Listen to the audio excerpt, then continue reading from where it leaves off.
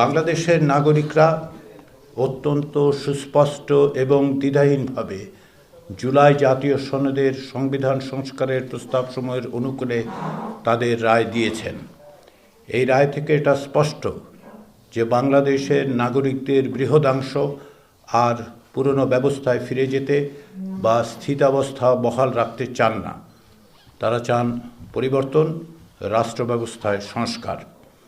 মাননীয় প্রধান উপদেষ্টা গণভোটের প্রাক্কালে জাতির উদ্দেশ্যে বলেছিলেন, একটি জাতীয় রূপান্তর কখনোই একক সিদ্ধান্ত বা একক শাসনের মাধ্যমে টেকসই হবে না।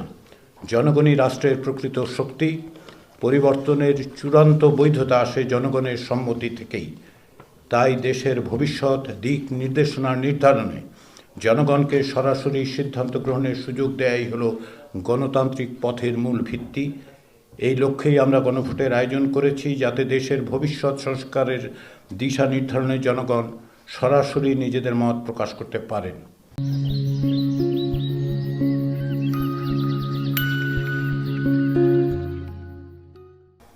জনগণ তাঁর আহ্বানে সাড়া দিয়েছেন।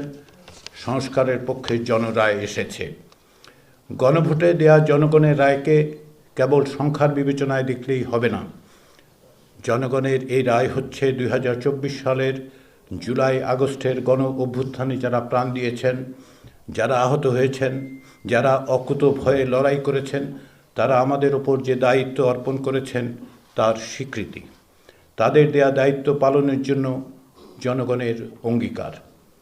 প্রায় 16 বছর ধরে যে বীরের রক্তস্রোত, মাতার অশ্রুধারা, নির্যাতিতের হাহাকার, তার যেন আর পুনরাবৃত্তি না ঘটে, সেই বিষয়ে প্রাতিষ্ঠানিক কাঠামো গঠনের জন আকাঙ্ক্ষার প্রকাশ। সার্বভৌম জনগণের অভিপ্রায়ের যে প্রকাশ ঘটেছিল 2024 সালের গণ অভ্যুত্থানের মধ্য দিয়ে, তাই পুনর্বার এই রায়ে প্রকাশিত হলো। আমাদের এই বিষয়গুলো বিস্তৃত হবার সুযোগ নেই।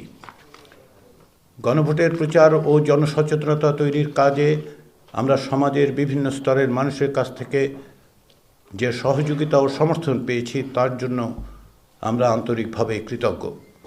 রাজনৈতিক দলসমূহ, প্রশাসনের কর্মকর্তা ও কর্মচারীবৃন্দ, জনসমাজ বা সিভিল সোসাইটির সদস্য ও গ্রামাঞ্চলের বেসরকারি উন্নয়ন সংস্থাগুলো প্রচারের কাজে ব্যাপকভাবে সাহায্য করেছেন।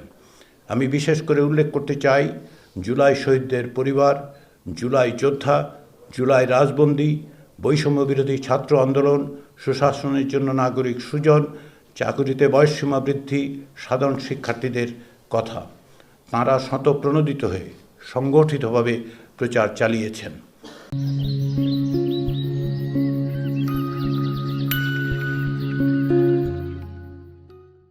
আমাদের দফতরের কর্মচারী ও কর্মকর্তারা অত্যন্ত নিষ্ঠার সঙ্গে অকুণ্ঠ চিত্তে অতিরিক্ত সময় এবং শ্রম দিয়েছেন। এর পাশাপাশি ব্যক্তিগত উদ্যোগে অফলাইনে অনলাইনে অসংখ্য মানুষ প্রচার চালিয়েছেন। তাদের সকলের কাছে আমরা আন্তরিকভাবে কৃতজ্ঞ।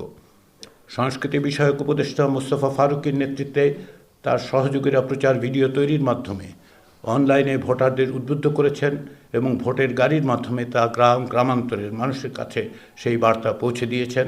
তাদের এই প্রচেষ্টা ছিল অভূতপূর্ব এবং অভাবনীয়।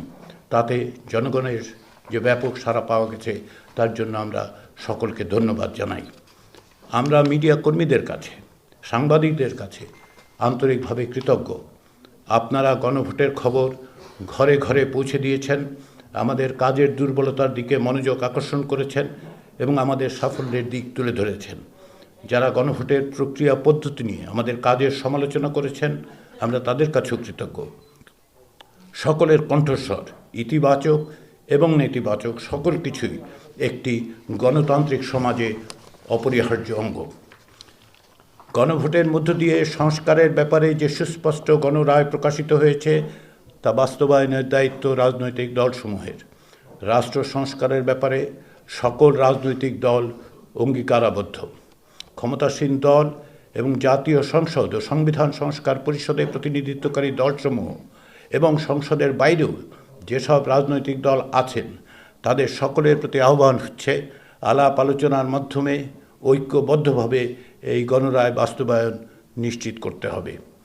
জাতীয় ঐকমত্য কমিশনের আলোচনার সময় ভিন্ন মতের প্রতি যে শ্রদ্ধা ও সহনশীলতা রাজনৈতিক দলগুলো দেখিয়েছেন এবং আপোষ সমঝোতার যে ঐতিহ্য রচনা করেছেন তা অব্যাহত রেখে আপনাদের অর্থাৎ রাজনৈতিক দলগুলোর প্রণীত জনরায় সমর্থিত এই দলিল বাস্তবায়নের দায়িত্ব আপনাদের উপর অর্পিত হয়েছে। জনসমাজ বা সিভিল সোসাইটির প্রতি আহ্বান, তারা যেন এই প্রক্রিয়াকে এগিয়ে নিয়ে যাওয়ার কাজে সহযোগিতা করেন। আমরা বিশেষভাবে তরুণদের প্রতি আহ্বান জানাই, ভবিষ্যতের বাংলাদেশ আপনাদের, সেই বাংলাদেশ গঠনের কাজে অগ্রণী হন। সেই সঙ্গে ত্রয়োদশ জাতীয় সংসদ নির্বাচনে বিজয়ী নূতন সংসদ সদস্যদের এবং সংশ্লিষ্ট রাজনৈতিক দলগুলোকে অভিনন্দন জানাই। এছাড়া দীর্ঘদিন পর একটি সত্যিকারের নির্বাচনে ব্যাপকভাবে অংশগ্রহণের মধ্য দিয়ে সকল ধরনের ষড়যন্ত্র ও সহিংসতার আশঙ্কাকে নস্যাৎ করে দেওয়ার জন্য নির্বাচন প্রক্রিয়ায় অংশগ্রহণকারী জনসাধারণকেও আন্তরিক অভিনন্দন।